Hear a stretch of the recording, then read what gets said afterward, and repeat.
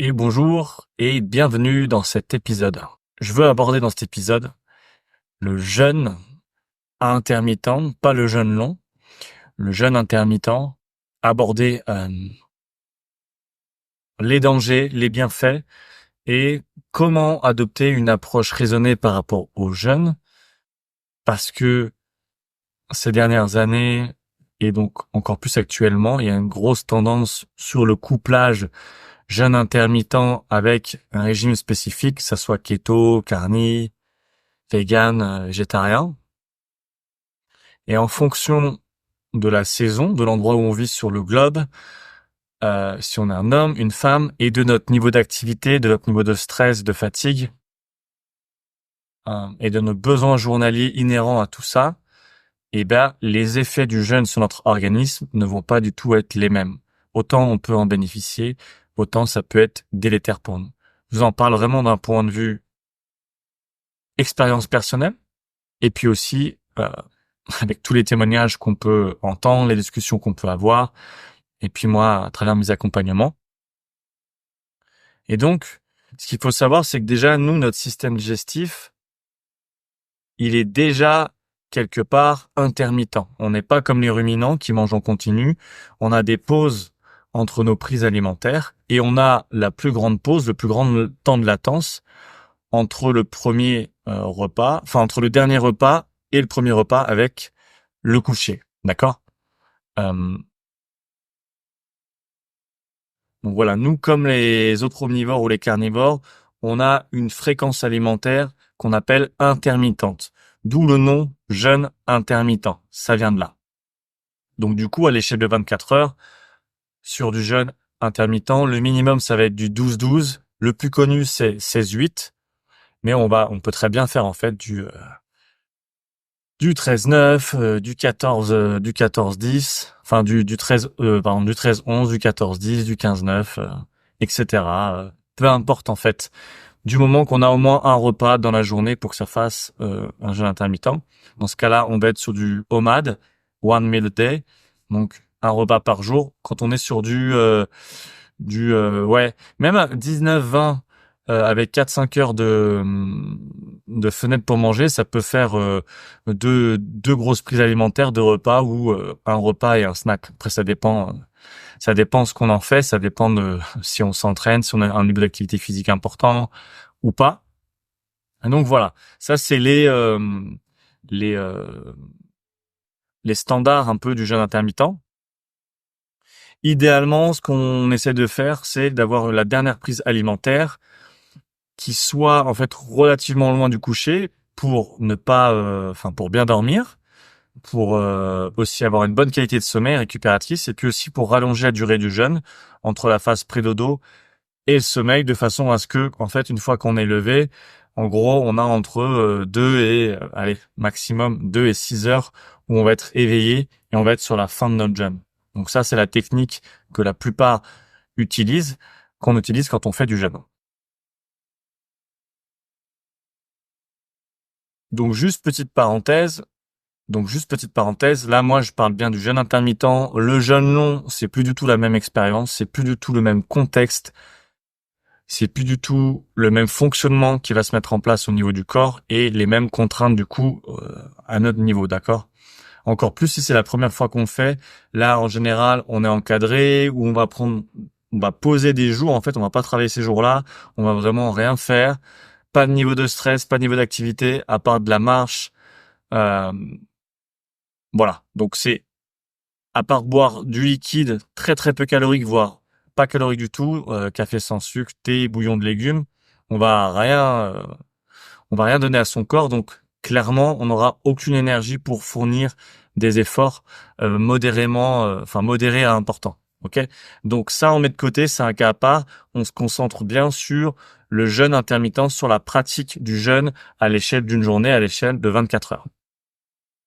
Ça me tient à cœur de vous parler du jeûne parce que il y a une utilisation à tort et à travers, abusive et finalement inconsciente du jeûne où on pense que c'est physiologiquement naturel, que c'est que sain pour nous en fait, et que du coup on va en tirer plein de bénéfices et c'est que ça peut être que sain, alors que pas du tout.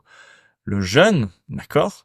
même à l'échelle d'une journée, ça représente, entre guillemets, un stress pour l'organisme, dans le sens où, bah, c'est un état de manque, c'est pas un état d'abondance pour le corps, et donc le corps, lui, il va faire appel à certains mécanismes, et nous, derrière, on va pas pouvoir jouir de notre plein potentiel, explorer toute la performance de notre corps, que ça soit au niveau d'un effort physique, l'entraînement, etc., ou même en fait à l'échelle d'une journée, en fonction des niveaux de stress, des niveaux d'exigence, de la charge mentale, du niveau de fatigue, ça peut devenir une contrainte. Et c'est là où je veux en venir un petit peu plus tard. Donc déjà, pour commencer, il y a des bienfaits, bien sûr, qui ne sont plus approuvés dans le jeûne intermittent ou le jeûne long, l'aspect thérapeutique pour soigner des problématiques plus ou moins importantes de santé, plus ou moins ciblées. Ça, c'est OK. Moi, ce que je me suis noté, c'est que le plus important, je trouve, c'est la reconnexion à la faim physique, en fait. Parce qu'on a été conditionné et élevé à manger, en fait, à des heures précises, de façon mécanique. Faut manger avant de partir à l'école, faut manger avant de partir au travail, faut manger entre telle heure et telle heure à la pause du midi, puis après on remange le soir entre telle et telle heure, en fait. Et du coup, on s'est déconnecté des sensations du corps et de lui donner une réponse positive ou négative, en fait, en fonction de ça. C'est-à-dire, quand j'ai pas faim, je mange pas, quand j'ai faim, je mange. Alors que, là, on est contraint, de manger à telle et telle heure en fait par rapport à des contraintes de déplacement, des contraintes professionnelles, l'école, etc., etc.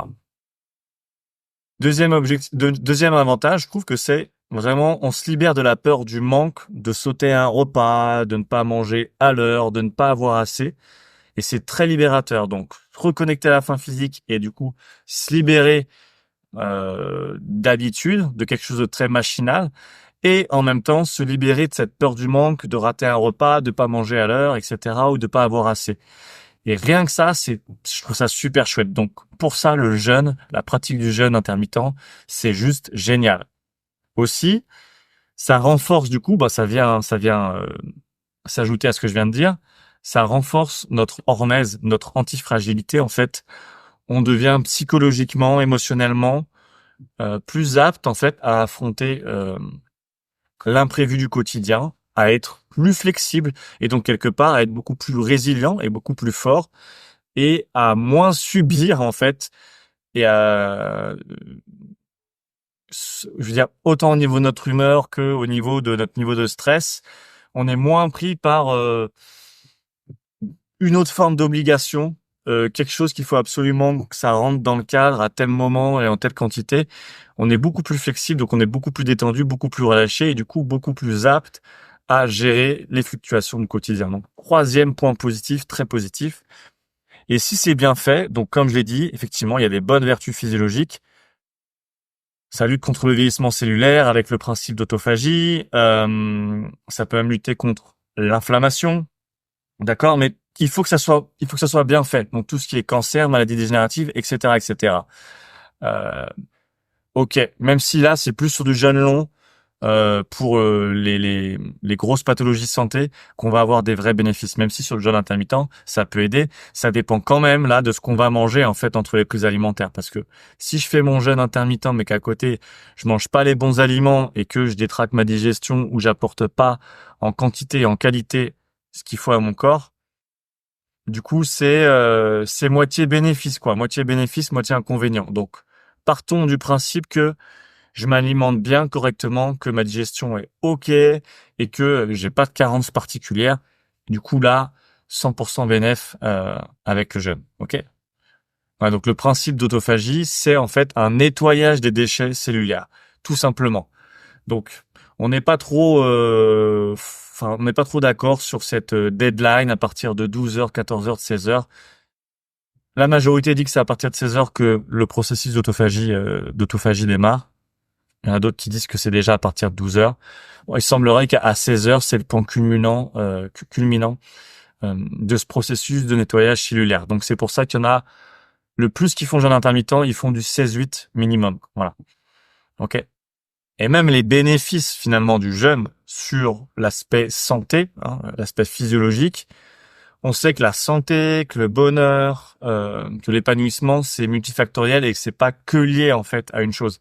C'est pas parce que je dors bien, que je mange bien, que je jeûne et que je fais de l'activité physique que je vais pas avoir de problèmes de santé. Si à côté de ça, il y a d'autres besoins fondamentaux, inhérents à notre nature humaine qui sont pas honorés. De l'amour, des relations humaines et sociales de qualité, ne pas être isolé socialement, d'accord? Voilà, en fait, s'il manque un élément important, et dans le plus important pour moi, c'est vraiment l'aspect social et humain, vous pouvez faire tout ce que vous voulez à côté, vous allez pas échapper à de l'anxiété, à potentiellement de la dépression, à des manques qui font qu'en fait, psychologiquement, émotionnellement, physiquement, vous allez pas être au top de votre forme, même si vous cochez toutes les cases à côté. Donc ça, c'est juste une petite parenthèse pour dire, à chaque fois qu'on cite des bienfaits pour telle et telle chose, oui, mais attention, il y a toujours un contexte qui est rattaché. D'accord?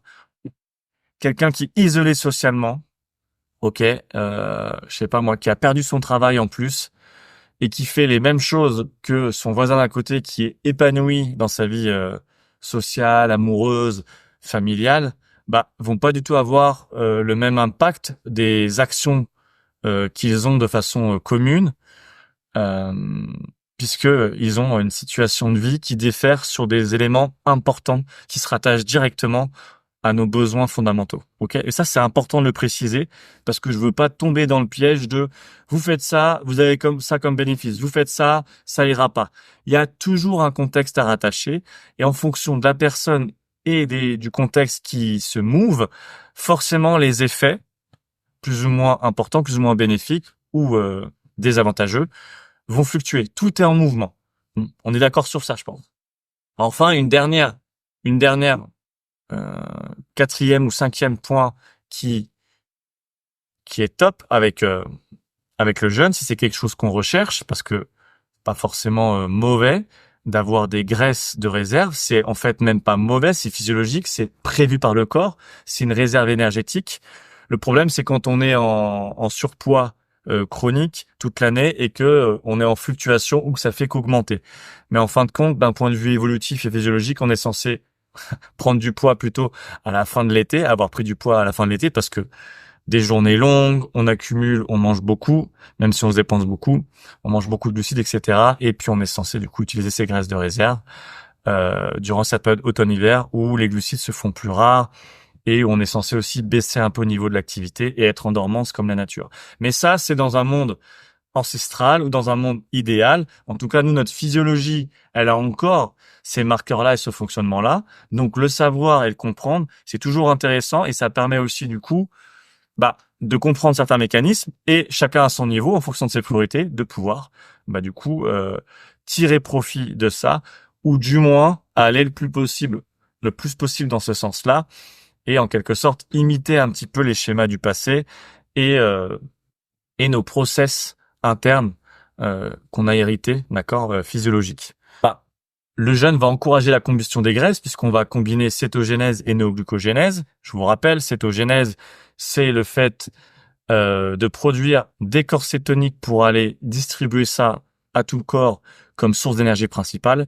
Néanmoins, comme la source préférée du corps, c'est le glucose et qu'il y a énormément de tissus qui sont dépendants au glucose, le corps va devoir toujours trouver une solution pour faire du glucose et c'est la néoglucogénèse. Donc en fait, même quand vous êtes en jeûne, plus ou moins long, et que les réserves de glucose sont vidées, que la cétogénèse s'est mise en place, même si on en reparlera peut-être à une autre occasion, on a toujours des corps cétoniques un petit peu dans le sang, et en fait cette production augmente au fur et à mesure que, une fois que les réserves de glucose sont diminuées, sont bien basses et qu'elles ont disparu complètement, ok. Et donc la néoglucogénèse s'associe toujours à la cétogénèse. Et il y en a toujours un qui est dominant à l'autre, mais elles sont toujours en synergie parce que quoi qu'il arrive, quand il y a la cétogénèse, ça veut dire qu'il y a plus de réserve de glucose. Et s'il y a plus de réserve de glucose, le corps doit continuer de donner du glucose à certaines parties du corps, y compris le cerveau, le cœur, d'accord, les muscles aussi, en fonction de l'effort qu'on va faire, etc. Donc si c'est un effet qui est recherché de vouloir perdre du gras d'utiliser ces réserves énergétiques, le jeûne intermittent, c'est très efficace. À condition et aussi évidemment à côté d'avoir une alimentation adaptée pour amplifier ça et en plus ne pas quelque part scier la branche sur laquelle on est assis et finalement que ça soit à demi efficace. Ok. Donc les graisses corporelles, le vidage des graisses corporelles, c'est aussi sain que d'avoir des graisses, de la graisse corporelle en fait. Les deux phénomènes, la lipogénolyse qui est faite de brûler les graisses comme source d'énergie, d'accord, quand on n'a plus de réserve de glucose à travers la cétogénèse et la néoglucogénèse, et la lipogenèse qui est le fait de stocker des graisses en fait tout simplement pour prévoir une réserve énergétique quand les stocks de glycogène, les réserves de glucose seront vides. Ça, c'est quelque chose que le corps a mis en place justement pour pallier à ces situations. Ok. Et d'ailleurs, quand il vide ses réserves de glucose, il va d'abord vider ses réserves dans le foie et garder les réserves dans le muscle au cas où, en cas d'un effort, on ait besoin. Et il vide en dernier, ensuite en deuxième partie, les réserves de glucose dans les muscles. Ok, on estime environ à 600-650 grammes. Bon, ça dépend de l'individu évidemment, mais ça peut aller jusqu'à 650 grammes de glycogène en fait, de réserve de glucose. Ok, dans le foie et dans les muscles. Donc ça, c'est les points positifs du jeûne. Il y en a beaucoup. Je les rappelle. On se réapproprie une vraie sensation de faim physique. On se libère de la torpeur de manquer un repas, de pas avoir assez, de pas manger à l'heure, etc. Donc on devient plus flexible, plus résilient, plus fort mentalement, émotionnellement. Donc à nouveau, c'est une forme de libération. Et si c'est bien fait, il y a des vertus physiologiques au-delà de l'aspect esthétique et du vidage des graisses corporelles. On va pouvoir aussi agir, que ce soit à travers le phénomène d'autophagie dans un jeûne intermittent ou sur du jeûne intermittent cumulé sur des mois et des mois ou sur du jeûne long, avoir des vertus thérapeutiques plus importantes sur le vieillissement cellulaire et des maladies dégénératives, des cancers, etc. Ok. Donc, des bénéfices du jeûne intermittent. Maintenant, pourquoi, en introduction, je vous parle de danger d'approche raisonnée? C'est maintenant qu'on y arrive. Comme je vous l'ai dit, le jeûne, c'est un état de manque, c'est un état de survie. La cétogénèse et la néoglucogénèse, ce sont deux mécanismes qui se mettent en place en cas d'absence de réserve et lorsque le corps, en fait, n'a plus de réserve et qu'il a besoin de continuer à fonctionner. Ce système de survie, en fait, forcément, il fonctionne dans un certain contexte et il fonctionne bien. C'est quand, en fait, on a un niveau de stress et de fatigue qui est bas et qu'on n'a pas un niveau d'activité physique important. D'accord? En état de survie, en état de manque, on va pas pouvoir, en fait, être tout feu, tout flamme et partir dans tous les sens et être performant et jouir de son plein potentiel. D'accord? L'erreur que la plupart des personnes font, c'est d'adopter le jeûne intermittent comme une philosophie de vie, mais à côté de ça, ils ne changent pas forcément, en fait, leur rythme de vie, ils gardent ça toute l'année. Ou alors, il y a des personnes qui vont dire, ouais, le jeûne intermittent, c'est génial, mais en fait, elles n'ont pas vraiment d'activité physique, elles n'ont pas assez de physicalité dans leur vie, et quelque part, elles peuvent être aussi amorphes, lymphatiques. Donc, si vous êtes quelqu'un qui avait besoin, qui aimait vous dépenser physiquement, que ça soit dans votre vie, dans ce que vous faites, et en plus dans des activités physiques, le jeûne intermittent va très vite monter ses limites, et dans ce cas-là, ne va pas être intéressant pour vous toute l'année, tout le temps systématiquement, et dans ce cas-là, il y a des stratégies à adopter, et on va y revenir juste après. Donc ça, c'est le premier point, ça peut limiter le niveau d'activité physique. Et donc, ça peut aller à l'encontre des besoins inhérents à notre réalité. J'ai de la charge mentale, mes journées sont longues, j'ai un niveau de stress et de fatigue important, ok? Tout ça fait que l'effet du jeûne va avoir un effet d'amplification de ces vecteurs de stress, pour les appeler comme ça, qu'on a dans notre journée. Et le jeûne, là, du coup, ne va pas être bénéfique, d'accord? Et ça peut être très, très important. Là, je parle de système hormonal, je parle d'immunité, je parle de santé intestinale, je parle de la qualité du sommeil et de notre humeur, euh, d'un surmenage, etc., etc. D'accord? Dans ce cadre-là, le jeûne, il peut vraiment avoir un effet délétère sur nos niveaux de performance, sur notre niveau, voilà, d'énergie, sur notre composition corporelle même, c'est-à-dire que des personnes peuvent se mettre à vraiment trop maigrir, n'arrivent plus à prendre de masse musculaire, donc en fonction de notre contexte ou de nos objectifs. Là, ça pose problème. On n'est plus dans quelque chose qui est bon pour la santé, là. Vous voyez? Et il y a des personnes aussi qui vont avoir le système hormonal, notamment les femmes, justement, on y vient, qui va tomber en berne. Notamment la thyroïde, les menstruations, etc. Donc, la femme, elle est beaucoup moins, euh,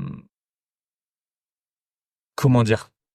Si le jeûne est trop long, pas dans le bon contexte, trop souvent, et bah, ça va créer des problématiques au niveau des menstruations, au niveau de la santé, de la thyroïde. Et on sait que la thyroïde, en fait, c'est le point névralgique, d'une santé métabolique et hormonale. D'accord? Donc c'est pour ça que les spécialistes du jeûne intermittent pour les femmes ou les spécialistes de la thyroïde vont recommander aux femmes, si elles veulent faire du jeûne, d'aller moins loin dans le jeûne et de le faire vraiment moins souvent, en fait, dans le mois, et en fonction de la période de menstruation, d'avoir certaines stratégies, d'accord? Et de le pratiquer dans des périodes avec un faible niveau de stress et de fatigue, d'autant plus que les hommes, ok? Et donc, on va voir que ce soit pour les hommes et pour les femmes. Donc, les femmes, ça va être à prendre avec plus de pincettes, ça va être amplifié, ce que je vais vous dire. Mais il y a un contexte qui est propice aux jeunes, en fait. On est des êtres de lumière, on est relié au rythme circadien, donc le rythme jour-nuit, et donc forcément en saison. Ok? On vient tous d'Afrique. On est des êtres tropicaux, hein, la ligne équatoriale, la ligne des tropiques. Et donc, dans ces zones-là du monde, on a en gros que 2 saisons, mais on a du soleil de l'année. Et dans ces endroits-là du monde, on a des sources alimentaires disponibles qui sont pas les mêmes qu'en Europe, où on est arrivé beaucoup plus tard. C'est très récent dans l'histoire de l'humanité, d'accord? Et souvent, on base la physiologie, du moins nutritionnelle, de l'homme avec un grand H, par rapport aux régions européennes, au climat et à la réalité du coup de la faune et de la flore ici. Sauf que nous, on a un passé évolutif qui est beaucoup plus lointain que ça, et on est des êtres tropicaux par essence. Donc, les fruits, l'abondance aussi animale en glucose, etc., c'est clairement en fait quelque chose dans lequel notre organisme s'épanouit et qu'il recherche en fait. Et d'ailleurs, c'est pour ça que notre corps, il peut tout transformer en glucose, d'accord, et que sa source préférée, c'est le glucose. Pourquoi je vous dis ça? En fonction de la saison et où est-ce qu'on se trouve sur le globe, déjà, le jeûne ne va pas avoir de sens. Je vous explique pourquoi. Automne-hiver, en Europe, ça va être intéressant, légitime, intéressant potentiellement, encore une fois, si on reprend les critères que j'ai dit tout à l'heure, niveau de stress et de fatigue bas, peu de charge mentale, une activité, une demande physique basse, donc ça peut être le week-end ou pendant des vacances ou pendant une période où c'est beaucoup plus calme dans notre vie. Mais à part ça, donc automne, hiver, là ça peut être intéressant de faire ça le week-end ou voilà, vendredi, samedi, dimanche par exemple, parce que les journées sont beaucoup plus courtes, les nuits sont plus longues, donc le système hormonal en fait, il est dans la bonne logique, pour le dire simplement comme ça, d'accord? Mais printemps-été, alors c'est pas brutal comme ça, mais fin de l'été en fait, les journées qui étaient longues commencent à se raccourcir et à la fin de l'hiver c'est l'inverse, ça commence à se rallonger petit à petit.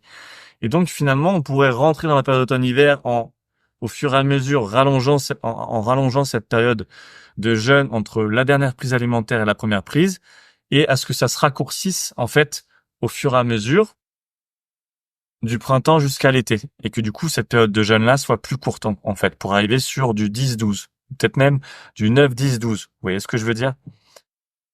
Pourquoi? Si vous jeûnez en printemps-été, votre corps, notamment cortisol, insuline, tout ce qui va être adrénaline, glucagon, enfin les hormones qui régulent la glycémie, vos niveaux de stress et du coup les besoins en glucose, les besoins d'énergie vont être à fond à ce moment-là, d'accord? les hormones sexuelles aussi. Donc, vous avez besoin de glucose, vous avez besoin d'abondance. Vous n'avez pas besoin de vous priver. Il faut pas être en état de manque, en état de survie à ce moment-là, parce que vous n'allez pas encourager les mécanismes là inhérents à la saison et vous n'allez pas encourager les bonnes réponses, ok? Et là, ça va être problématique, d'autant plus si vous êtes une femme, et d'autant plus si à ce moment-là, vous avez un niveau d'activité physique qui est important, vous avez un certain niveau de stress par des longues journées, vous avez des choses à faire, etc., des responsabilités, des contraintes, etc., des choses qui vous challenge. Vous vous levez tôt, vous vous couchez tard, ça va être un problème, le jeûne, en fait. Pas si vous le faites un jour ou deux, même si là, vous pouvez observer des effets, mais si vous le faites sur toute une période, en fait, ou en fait, si vous le faites carrément toute l'année sans vous poser de questions, là, ça va être problématique. Parce que, encore une fois, on rentre dans cette idée de dogme. Si je jeûne pas, c'est pas bien. Je jeûne, c'est bien. J'observe les bénéfices quand je jeûne, donc je jeûne tout le temps et il y a que ça de vrai maintenant. Mais non, c'est pas vrai. Tout est en mouvement. Quand on observe la nature, il y a des moments dans l'année où, et même dans la journée, donc, il y a des états de veille, de dormance, et il y a des états de copulation, d'opulence, de dynamisme, de mouvement, d'éveil, de floraison. Et nous, c'est pareil. Donc, adopter la même alimentation, le même comportement à l'échelle d'une journée ou d'une année, encore plus quand on vit euh, au-dessus de la ligne de l'équateur et des tropiques comme nous en Europe, ça n'a pas de sens. On vivrait en Afrique, en Amérique latine, etc. à ces niveaux-là, on pourrait manger globalement, adopter le même comportement alimentaire et le même mode de vie toute l'année. Et ça serait beaucoup plus pratique. On va pas se mentir. Mais si vous vivez en France, au Canada, en Suisse, en Belgique, dans ces pays-là francophones, on est tous soumis finalement à cette réalité-là saisonnière et donc des rythmes circadiens. Et le jeûne, en fait, il vient s'inscrire, la logique du jeûne vient s'inscrire dans ce contexte-là. D'accord? Donc je récapitule. Automne, hiver, journée courte, potentiellement moins d'activité physique, potentiellement je me couche plus tôt. Hormonalement, du coup, si les choses sont bien faites, d'accord, si je me couche pas tard et que je suis pas aveuglé par la lumière artificielle toute la journée, que je change un peu mes habitudes et mon mode de vie pour répondre à ces 3, 4, 5 mois différents de l'année, je vais encourager la direction naturelle de mon système hormonal et du coup là, le jeûne intermittent peut être intéressant à condition de faire dans les bonnes conditions. Moment de la semaine ou une période où j'ai des niveaux de stress bas, un niveau d'exigence physique qui est bas, un niveau de fatigue aussi qui est bas, un niveau de charge mentale bas. Là, c'est intéressant. Là, vous allez pouvoir en retirer des bénéfices au niveau, voilà, on les connaît, de clarté mentale, de compulsion corporelle, des effets plus ou moins importants sur la santé, d'accord, d'anti-vieillissement cellulaire, l'autophagie, même d'un point de vue thérapeutique, d'accord, si on le pratique bien et sur des mois et des années, là, c'est intéressant. Mais si vous le faites en fonction de là où vous vivez, imaginons en Europe, ok, en plein été ou voilà, milieu fin printemps, été, et qu'en fait vous le faites de façon rigide, stricte, parce que vous êtes enfermé dans une certaine logique, une certaine pensée, et qu'en fait vous vous rendez pas compte que ça rajoute du stress et que ça amplifie tous les facteurs de stress déjà présents dans votre vie, ok? Encore plus si vous êtes une femme, encore plus si on rajoute des contextes spécifiques euh, à votre état de santé ou de bien-être psychologique, émotionnel à ce moment-là, là vraiment ça peut être délétère. Perte de masse musculaire, chute du système hormonal et immunitaire, problématiques diverses et variées comme de l'inflammation chronique. En fait, tout ce que le corps peut produire quand il subit un stress. Et c'est ça qu'il faut bien comprendre, c'est que le jeûne intermittent, c'est pas quelque chose de magique, c'est pas une pilule que je prends, peu importe comment je le fais, peu importe quand je le fais dans les conditions, ça va être bénéfique. Mais non, rappelez-vous ce que je vous ai dit, tout est toujours question de contexte. Quelque chose qui me fait du bien normalement, quelque chose qui est bien, un bon morceau de viande, un bon fruit. Si je le mange juste après un effort, que j'ai le ventre qui est complètement retourné, je peux rien manger, mais je me force à manger, et qu'en plus je suis en colère, mais je suis sûr de partir aux toilettes après et que ça va me faire du mal en fait, parce qu'à ce moment-là, cette chose-là représente un stress. Vous comprenez ce que je veux dire? C'est la même logique. Donc, le jeûne, oui, mais avec une approche raisonnée. Il y a des bénéfices, oui, mais si l'approche n'est pas raisonnée et n'est pas faite avec conscience, cohérence par rapport à l'endroit où je me trouve dans le monde, mon contexte de stress, la saison, là on bascule sur les effets délétères, les dangers du jeûne qui peuvent être sérieux. Ok, donc c'est vraiment quelque chose à prendre sérieux, le jeûne, où il y a des effets thérapeutiques, où il y a des effets sur le bien-être corporel, sur le bien-être mental, sur les niveaux d'énergie, sur la composition corporelle, mais c'est pas que ça. C'est aussi autre chose si je le fais pas dans les bonnes conditions, si je le fais pas aussi avec le bon état d'esprit.